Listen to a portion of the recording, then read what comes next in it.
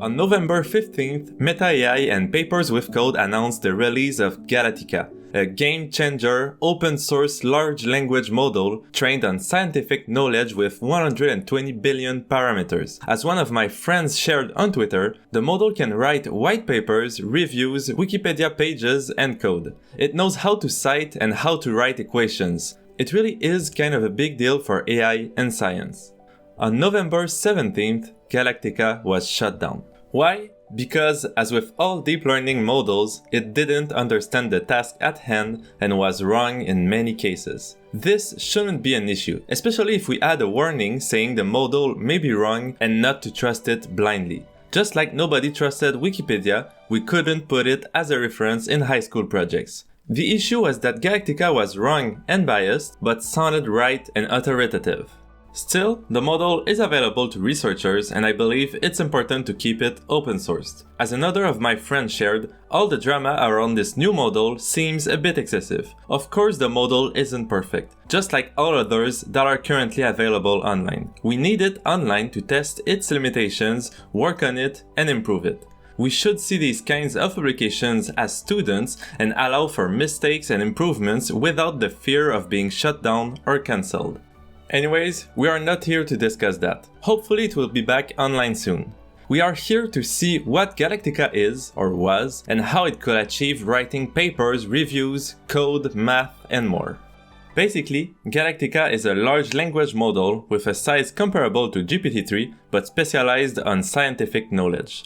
More precisely, it was trained on a large and curated corpus of scientific knowledge, including over 48 million papers, textbooks, and lecture notes, millions of compounds and proteins, scientific websites, encyclopedias, and more. As they highlight, data were of high quality and highly curated, which is one of the big differences with GPT-3.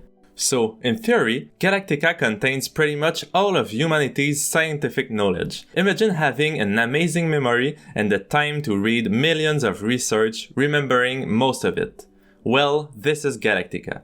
It seems like its memory isn't so good after all, and it mixes everything even though we could assume most information present in the training dataset was accurate. Even considering all the biases and failures, Galactica stays pretty powerful and outperforms pretty much all other approaches for scientific related tasks. It's just not enough for a product we can have confidence in. Still, it's worth understanding how it works, especially because it will come back even more powerful pretty soon.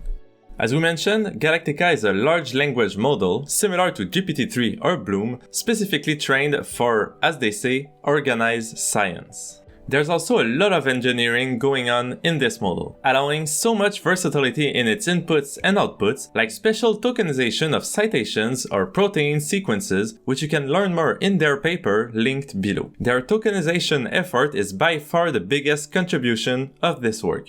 Tokenization basically means the way the model will see the data instead of words, math, or shapes that we understand. I'll actually share a video on embedding and tokenization later this week, so if that sounds interesting, stay tuned for that and subscribe to not miss it.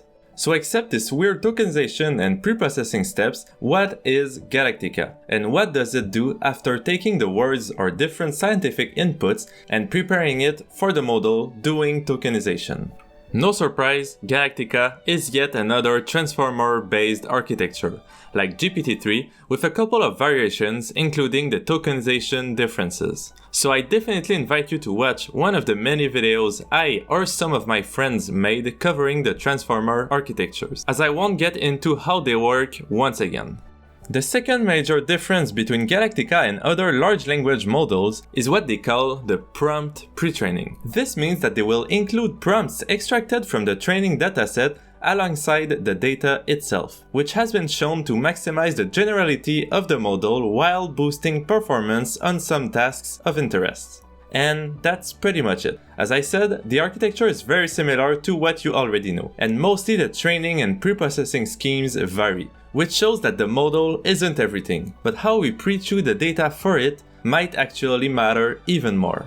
You can basically see the difference between GPT-3 and Galactica as the same student with a bad science teacher versus a good one. It has the same capabilities and resources, the teacher just made it more accessible and understandable for him. Of course, this was just an overview of the paper, and I strongly recommend reading it. There are tons of details about the multiple engineering tricks they've implemented, along with results analysis, details on all the tasks they tackled using the model and how it understood the input data and its predictions, its limitations, biases, and more. I hope you've enjoyed this video, and I will see you next week with another amazing paper and a special video covering what embeddings are.